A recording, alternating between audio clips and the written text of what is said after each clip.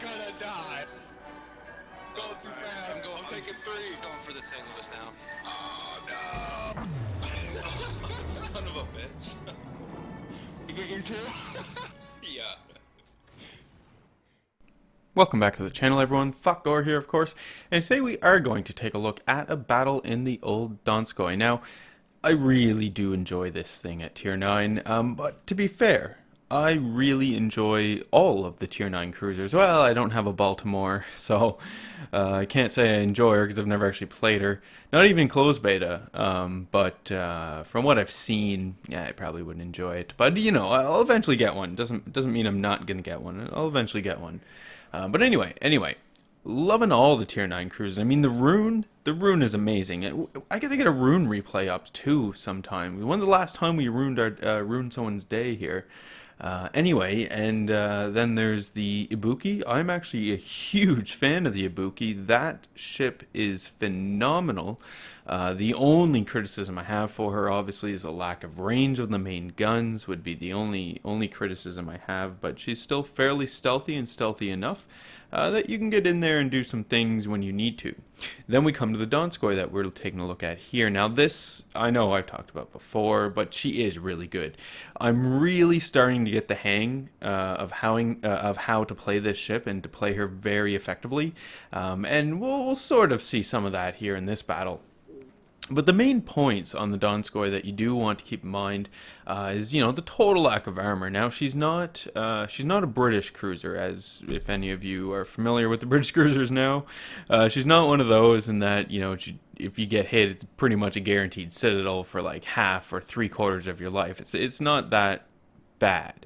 But if a battleship fires at you, say a full salvo, oh yeah, that battleship can definitely one-shot you, and that would be probably any battleship from like tier 7 and up, because they would just have the caliber guns to just rip through you. So you do really want to stay in the back and stay hidden. Now I do run concealment expert on the ship here on the Donskoy. She's all, you know, tricked out for concealment. So what this means is that I can stealth fire as long as things are my range is like 20.1, and as long as things are like 17 kilometers or more away, I can stealth fire. I mean, right now I'm not going to be able to stealth fire. We do have this hipper here, or this German cruiser, off in the distance, fairly close, so you know that player is going to see me right away. But it's, you know, the stealth is really nice for the beginning stages of the battle because you can stay back. And I mean, I have to be careful. I have to be careful when I say stay back. You can be at the back of the group that is moving forward towards the enemy and effectively be able to put shots down range without being seen and, you know, get those enemies on fire. Make them use the repair before they actually start engaging, you know, the bulk of the fleet. And it is just really critical. Going forward, you know, typically I'm in the back here firing at, you know, not my extreme range, but I'm still, you know, I'm firing at good distance. And all I'm doing here is looking to continue setting the fires on to the enemy, right? I just want to keep the enemies on fire, and I don't have any on fire just as of yet, but it's still early.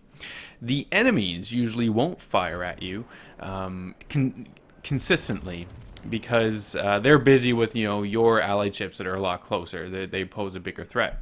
What they will do, though, what the enemy will do is the enemy will fire at you every now and then. And I've surmised that this is they're firing at me out of frustration. They're just like, you mother, and just firing and hoping to do something. Because it's usually every now and then I receive an incoming salvo, you know, unless I'm playing fairly stupidly and I'm really in there, and sometimes I do go right in there with the ship, and you know, then it's, well, it's obvious people are just going to continue to fire at you. I mean, people know. They know enough to see a Donskoy and know to try and take that ship down, because, you know, on top of all these things that I've mentioned, the great range, I mean, obviously the high propensity to set fires and whatnot that she has, we also have radar. We have Russian radar on this thing, so fantastic. I throw that on there. And I also use the defensive fire ability, because, you know, every now and then there are aircraft carriers. We have aircraft carriers in this battle here, and the defensive fire does come in incredibly handy if needed, right? You know, either to support my allies or to save myself. It does really come in handy. Now, I don't have any any intentional upgrades to the AA armament on the Donskoy, other than, you know, the base stuff and maybe some benefits from some of the modules I have, but that's about it. You know, but she still has really decent AA. Now, it's at this point here where I'm fighting off against this Hipper that I was actually really concerned, because, you know, I'm thinking to myself, oh god, Thotgor, look what you did here, because this Hipper has clear shots in on me, and if this Hipper, you know, was focusing me with armor piercing, I would be having a very bad day indeed. Luckily for myself, again, my allies are here, you know, take kind of some of the brunt off of me. We can see the Hipper is still firing at me though, right? The Hipper has amazing AA. She's a great ship. I really do enjoy my Hipper. And she can just destroy this Donskoy here. Or maybe that's a Prince Eugen. Doesn't matter. Same thing, it can still kill this Donskoy here without any issues at all. So I did get a little close in here, so we're going to have to move out, you know, increase the distance, because a lot of these enemies see me, and I mean, from any angle, those battleships back there can citadel me, so I do really want to keep moving, keep turning, and opening the distance as much as I can. Now, again, that doesn't mean I'm going to go hide in the back of the map, or I'm going to go, you know, to the extreme ranges of my, or the extreme limits of my range, but it does mean that, you know, I'm still going to stay in engagement range of the enemy so that I can still support my allies. I'm not, you know, just thinking about me here and going, oh, I got to run away, I'm going to die. No, I'm trying to open up the distance as much as I possibly can, but still be an impactful ship on the battlefield here. Because again, you know, you're at tier 9. You really do count, and you really do want to get in there and play, and, you know, dish out the damage. Which again, you know, a lot of people, I mean, granted, I can see it at tier 10. I can see the way the game and the battles sort of change when it's a lot of tier 10s in the game. It is odd, granted. But at tier 9, when I get into like a tier 9 battle with just a few tier 10s, mostly tier 8s, I love these battles. This is amazing to me. It's like, you know, you feel top of the hill, or king of the hill, basically. I know it's tier 9, and there's definitely, I think there's a Moskva in this battle here as well somewhere. But still, you know, I have a really powerful ship. There are some other really powerful ships in the enemy teams, but, you know, I'm really comfortable in this ship in playing her. Now we can see I took a whole crap ton of damage there from that enemy battleship, and that's exactly what I'm talking about when I'm saying from any angle battleship fires at you, you'll probably get citadeled. At least you'll take a big chunk of damage there. So you do really want to watch out. And if you do play, if you guys have been playing any of the British cruisers, you're going to get used to this. You're really going to get used to this, because it is just required. And actually, the benefit of the British cruisers is that you really do get to there's a really steep learning curve with the British cruisers, and there is no grounds for forgiveness. Any little mistake you make will be punished severely. But if you can start mastering, you know, those techniques of the cruiser play, you know, maneuvering around, and especially with the British cruisers, using your smoke and all that lovely stuff, they can really work for you and really become something else that I really enjoy. And it's one of the, you know, main reasons why I just love the cruisers in the game so much. Battleships are great, sure, and so are the destroyers. Aircraft carriers we won't talk about, but cruisers is where it's at. So my team so far, yeah, you know, we have been putting a lot of pressure on the enemy. We have sunk a number of enemy vessels, which is great, but we only do have the 1 point right now. So we really do need to rectify the situation. And if you look at the mini-map, you can see again, I mean, our allies are moving into the center of the map, right? And again, I'm here to support my allies. I'm not trying to get in too close, don't really want to do that. But I do want to still be able to effectively fire on the enemies, right? Especially knowing that I've got this destroyer here on the port side. I'm going to want to actually engage this player and ideally kill the player as well.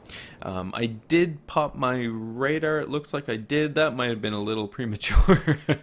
Sometimes I just get excited, right? Oh, I get to use my radar, and I hit it, and I didn't actually need it at that point in time. Yeah, whatever. So we are going to start firing in on the enemy destroyer. I'm not going to get trapped into a little ambush here, even though I can see him. You know, if I would have continued through that channel, my options of for maneuvering against torpedoes would be very limited. So I'm just going to turn out of the whole situation and continue to do what I can to the enemy. I mean, luckily here the enemy destroyer remains seen again because I have my allied aircraft carrier here, who is, you know, with planes overhead, keeping that destroyer spotted. But for now, it doesn't look like I'm going to actually be able to kill the destroyer at this point in time. If we do take a look at the minimap and at the points overall, my ships remaining, my allied ships remaining, yeah, we really want to start taking this B cap zone. And I mean, with the ships remaining, I can no longer afford, you know, to stay in the background. I am actually going to have to come forward and start taking hits. And hopefully we're going to be able to dodge some of those hits. Now, it's going to be a little dicey, but we'll try and we'll see what we can do. Enemy North Carolina there. We put some shots into the player. Did a bit of damage, not too bad. We do see that we have a really low health enemy destroyer way off in the distance over there, and we do still have this enemy battleship here as well. The enemy battleship, though, looks like he's just coming out for a peek. Those shots should go in and be able to set a few fires. There they go, not too bad. But we do still want to keep an eye on the enemy North Carolina. In the meantime, my allies have moved into B and they've started to cap it, which is fantastic. It means I don't necessarily have to go into B right now to do that, or to start capping the point. I can kind of you know, use the advantage of the islands that I have to continue to get some sneaky shots off on these enemy ships without actually taking any damage myself. That's the key here. Don't need to take any damage. I have some decent health, but it's, you know, not a whole lot. It could quickly evaporate here if a battleship were to fire at me. We launch off our torpedoes. The Donskoy torpedoes, 8 kilometers is the range. Not too bad. I think you get one spread on each side of 5 torpedoes each. They do definitely come in handy, especially like in a situation like this, right? You know, where that North Carolina, if the North Carolina decides to sail in a straight line through the channel, those torpedoes will be there to meet the North Carolina while I'm sailing in a different direction just to avoid the whole situation. Looks like the North Carolina, though, was going to sail straight on.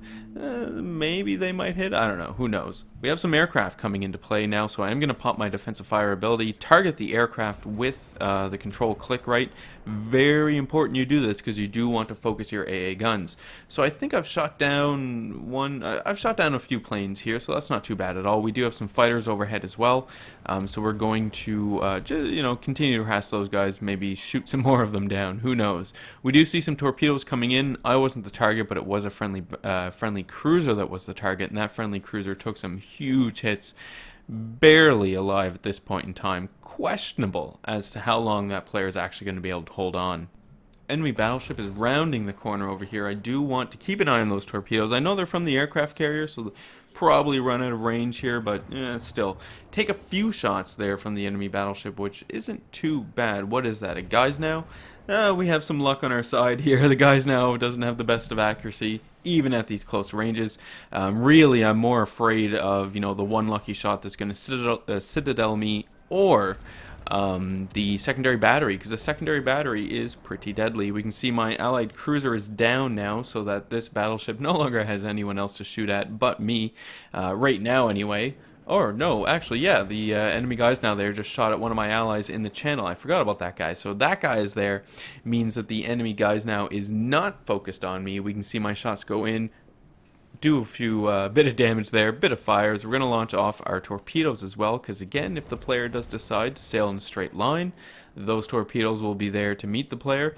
And if we do notice as well, that player is heading for the channel, so, and it's very close to the islands there, the little landmass as well, right? So the player's options in terms of maneuvering around going to be limited, so those torpedoes might come in handy. In the meantime, my team did manage to take the C cap and well, B's contested, but once that battleship is gone, we should have a good control over B as well, meaning we'd have all 3 caps. So I've got this Pensacola here that I'm going to try and take out. We can see my original shots went in and did not do the damage I was really hoping them to do. Mostly because of my crappy aim, but whatever. Pensacola disappears. I'm still going to fire off my shots. I figure the player's right there, and yeah, a few more hit. More importantly, I do get the base reset on that, so that's not too bad at all. You do still want to be careful. I know the Pensacola isn't a fantastic cruiser, and she's mediocre at best, but she still does have 8-inch cannons, and you know, the Donskoy having no armor whatsoever, the Pensacola is fully capable of getting some citadels on me and doing a whole bunch of damage. So this is something I'm trying to avoid. So we can see a few more shots go in on the player. I set the player on fire. I do believe though that the player put it out. Yes. Player put out that fire, so I really just need to get a few more hits and then finally I can kill the player. Oh, come on. There's only myself, friendly aircraft carrier, and a friendly destroyer remaining versus 3 of the enemy players as well. We've got the Pensacola, their aircraft carrier, and I believe we still do have 1 enemy battleship. Maybe it's the North Cal? No idea. Anyway, do manage to take out the Pensacola, so that's fantastic. So now it's 2v2 because my destroyer also managed to take out the enemy. No, my friendly destroyer did not manage to take out anyone. Sorry. There we go. There's the last remaining enemy battleship. It's a NorCal. So looking at my damage right now, sitting around 92,000. That's not too bad. Not too bad, but I could definitely get a little more. And especially considering I've got a battleship over here that's not necessarily on full health, but it has a lot of health. This could get a little interesting here. So shots go in on the player, and we do get a fire going. And this, I believe, is the second fire. Nope. I thought it was the second fire, but at least now we know that the repair is used up. So any subsequent fires I manage to set to the player should, in fact, keep burning. Fantastic. We're going to launch off more torpedoes because, again, if this player decides to drive in a straight line, those torpedoes will be there waiting for him. So, good. Get a few more hits here on the North Cal, and, you know, I'm trying to play it safe here as well. Very important to keep in mind, because it would be a shame to die at this point in the battle. We already have 2 caps. 2v2. We have a pretty good lead in points overall. There's no need to go all crazy and to take many chances here and, you know, just charge at the North Cal. No need whatsoever. And, you know, I'm not going to do it. So instead, you know, fire my torpedoes, turn away, using the island behind me as cover as best I can, and, you know, also is going to keep me concealed. And I'm opening up the distance here a little with this enemy NorCal. Now you can see the player did decide to drive in a straight line. Hit him with 2 torpedoes, fantastic, do a bit of damage. We throw in some high explosive in there and set the player on fire. So now the player is, should be flooding and burning. Yes, flooding and burning. So that is not too bad at all. So we should quickly start racking up some points. And with those torpedo hits, we're already up to about 123,000. Not too bad at all. We see some aircraft coming in from my friendly aircraft carrier there. And a few more torpedo hits on the North Cal. The North Cal gets set on fire once again. Shots come in from the player. It was close. If I didn't turn away, that could have definitely ended me. So pretty good maneuver there, and we're about half health now, so that's decent. Just the enemy aircraft carrier remaining. Not too afraid of the enemy aircraft carrier whatsoever. I do already have, you know, 2 defensive fire charges already available. The player seems to be charging towards us, which really, I mean, well, it's 2v1. I guess the aircraft carrier does stand a pretty decent chance of actually doing something. We do see the enemy aircraft on its way in, so I immediately pop my defensive fire ability, target the torpedo bombers, because I'm most afraid of the torpedo bombers most of all here, and we're going to attempt to start shooting down some squadrons. So there's 4 planes. We do get hit with some dive bombers, and we see the torpedo bombers do manage to get their load off here, but not too bad at all. I do manage to dodge them, put out the fire, get myself a nice high caliber there, because I think the aircraft carrier is now burning as well. No, damage counter is not increasing, so whatever. We did a bit of damage there to the aircraft carrier, sitting at about 141,000 damage, and battle's basically over at this point, but if I could kill the aircraft carrier, that would be all the better. Aircraft carrier pops up once again, and, you know, immediately just start putting the high explosive. Now, you do have the option of armor piercing in that situation as well, because of the tier of the aircraft carrier, but Battle is over, victory is ours. 350,000 credits earned, 141,000 damage dealt. I managed to get the old high caliber there, threw in some torpedo hits as well, got a kill, did some damage, not too bad at all. Top of the team overall with over 2,000 base experience, which is always nice to see. We can see how some of the damage has broken down here. That poor Gnies now really did take a burning. And of course, when all is paid for, 224,000 credits is what I do walk away with, and 6,900 experience, which is fantastic, because slowly working up towards the old Moskva. Can't wait for that thing. I think that's going to be pretty fantastic as well. Anyway, folks, that is today's video. I do hope you guys enjoyed it. Remember to leave any comments you have for me in the video comment section below. Love reading those and responding back to them. Remember to hit the old like button if you did like today's video. Hit subscribe if you are not a subscriber. And as always, I do hope you enjoy the rest of your day.